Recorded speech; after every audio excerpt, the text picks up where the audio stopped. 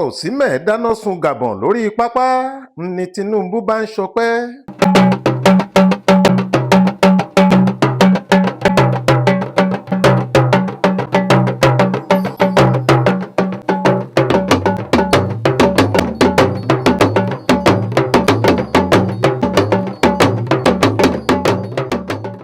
Ààrẹ orílẹ̀-èdè Nàìjíríà Aṣíwájú Bọ́lá Ahmed Tinubu ti fi ìdùnnú rẹ̀ hàn látàrí bí ẹgbẹ́ agbábọ́ọ̀lù àgbà ilẹ̀ wa Super Eagles ṣe dídùndú ìyà fáwọn akẹgbẹ́ wọn láti orílẹ̀-èdè Gabon nínú ìfẹsẹ̀wọnsẹ̀ pàtàkì kan èyí tó wáyé lálẹ́ ọjọ́bọ̀ tọ́sídẹ̀ẹ́ ọjọ́ 13 oṣù kọkànlá ọdún 2025 yìí. Ìfẹsẹ̀wọnsẹ̀ yìí ó wà lára èyí tí àjọ tó ń ṣàkóso eré bọ́ọ̀lù aláfẹsẹ̀gbá kárí ayé FIFA ṣètò rẹ̀ láti mọ àwọn tí yóò lọ ṣojú ilẹ̀ Áfíríkà níbi ìdíje fún ife ẹ̀yẹ àgbáyé èyí tó máa ń wáyé lọ́dún mẹ́rin. Nínú àtẹ̀jáde kan èyí tí iléeṣẹ́ ààrẹ fi léde nípasẹ̀ alàgbà Báyọ̀ Ọ̀nànúgà, Bọ́lá Tinubu sọ pé inú òun dùn dẹ́yìn láti rí i pé àwọn ọmọ wa fakọyọ lálẹ́ àná, kì í sì ṣe pé wọ́n fakọyọ nìkan, àmọ́ wọ́n jẹ́wọ́ fún Gabon pé pátákó kì í ṣẹgbẹ́ páálí, àgbà sì ni ẹtù ọmọdé lawó, pẹ̀lú àmì ayò 4 kọ̀ǹgbẹ̀kọ̀ǹgbẹ̀ tí wọ́n fi lu alátakò wọn lálùbọ́lẹ̀, bó tilẹ̀ jẹ́ pé àwọn náà ta bíọ́bíọ́ wọ́n dá ẹyọ kan padà nínú gbèsè náà.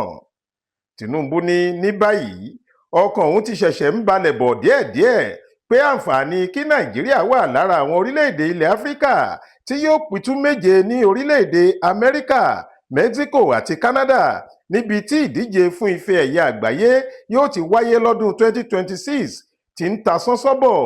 Ó ní Ọlọ́run tó ṣe èyí yóò parí ìyókù.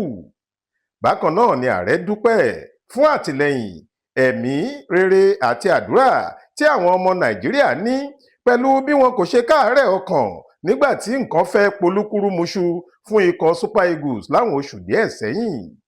Ṣé Yorùbá bọ̀ wọ́n ní ojúbọ̀rọ̀ kọ́ la fi ń gbọmọ lọ́wọ́ èkùrọ́? Bẹ́ẹ̀ lọ̀rọ̀ rí fáwọn agbábọ́ọ̀lù ilẹ̀ wa nígbà táwọn àti Gabon jọ wàákò lórí pápá lórílẹ̀-èdè Morocco.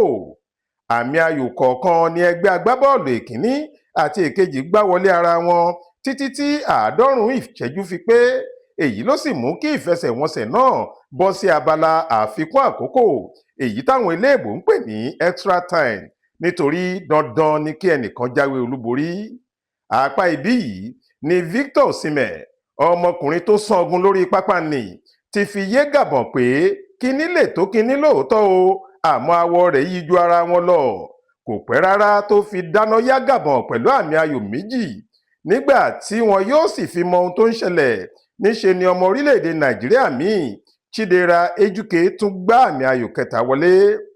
Bí Gabon ti ń ṣe kàbìkàbì lórí pápá tí wọn kò mọ ọ̀nà tí wọn yóò gbé gbà láti san gbèsè góòlù 2 padà láàrin ìṣẹ́jú péréte tó kù, bọ́ọ̀lù tún ti dé ẹsẹ̀ Victor Osimhen.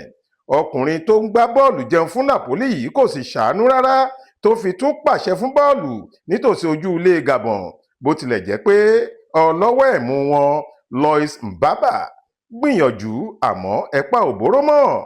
Àmì ayò 4 wọlé tààrà ni. Báyìí ni Super Eagles ṣe júwe ọ̀nà ilé fún Gabon tí rẹfirí Abongile Tom fi fọn fèrè pé ìfẹsẹ̀wọnsẹ̀ ti parí o. Faith Adébọ́lá ló ń jábọ̀ ìròyìn fún ìwé ìròyìn Ìta Fàájì lórí ayélujára.